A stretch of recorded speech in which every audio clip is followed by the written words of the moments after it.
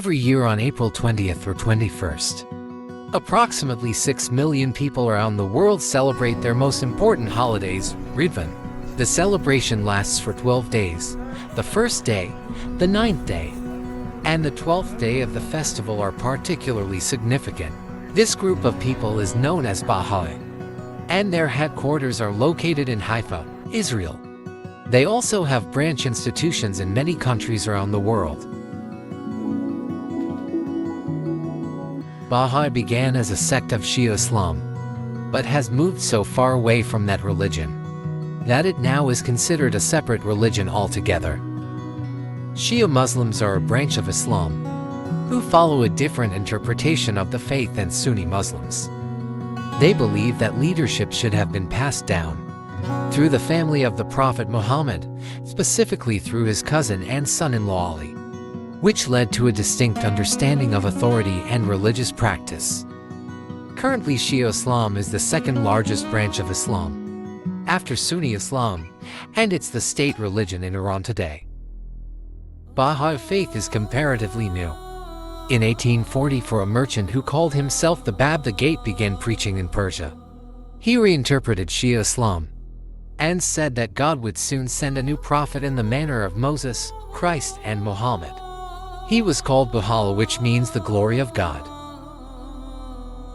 Baha'u'llah's growing influence and his teachings challenging the religious and political establishment led to his exile and imprisonment by the Persian authorities.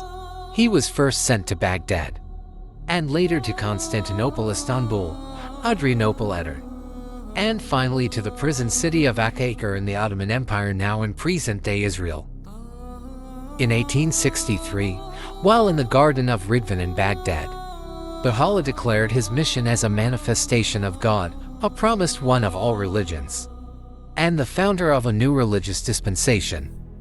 During his years of exile, Baha'u'lláh wrote numerous letters, books, and tablets addressing various aspects of spirituality, ethics, social issues, and the oneness of humanity.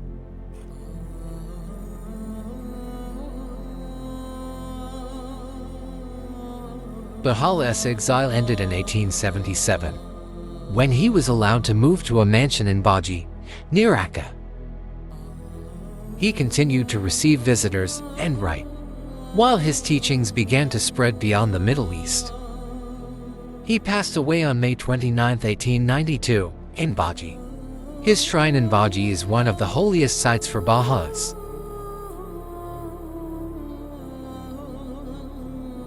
Leadership of the movement passed to the son of Baha'u'lláh, Abbas Effendi, who became known as Abdul Baha.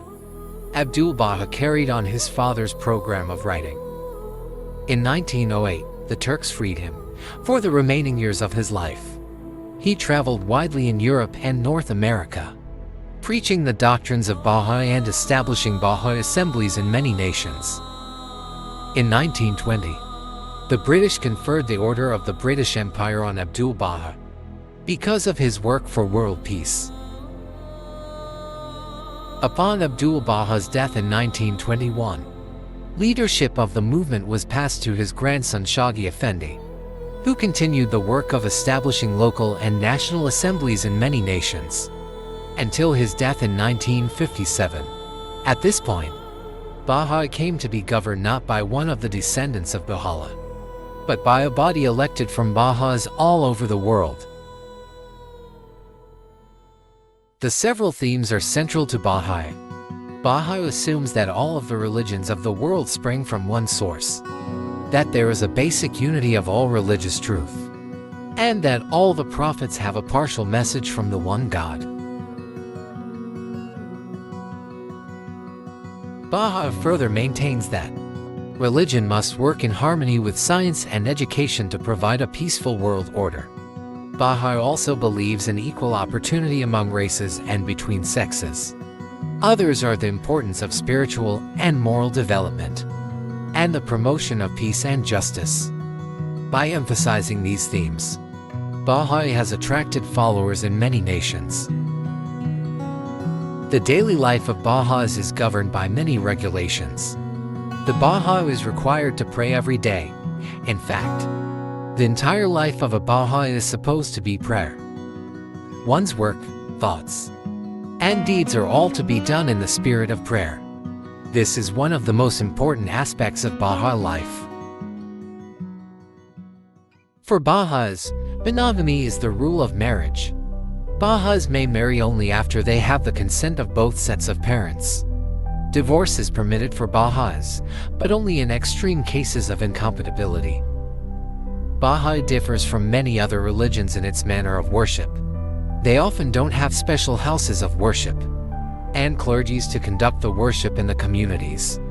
Baha'i worship is characterized by its simplicity and spiritual focus. It involves both individual and communal practices, all of which aim to foster a sense of connection with God and promote unity among believers. There are readings from the writing of Baha'u'lláh or from the scriptures of other world religions. Same as other religions, Baha'is has established its own calendar and holy days. The calendar year is made up of 19 months and each containing 19 days. The new year begins on the 21st of March, and they are encouraged to fast for one of the 19 months in their calendar. And the fast lasts 19 days. A full fast, with complete abstinence from food, is not required. Baha'i must not eat during the daylight hours only. The fast occurs during the early spring each year. No food or drink is taken between about 6 a.m. and 6 p.m. Baha'is have constructed some magnificent houses of worship at key locations around the world.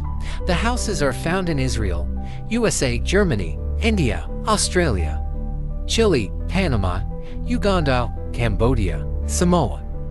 It's estimated that there are nearly 6 million Baha'is in the world, although still relatively small in terms of members. This religion appears to be growing in more than 200 countries, territories, islands,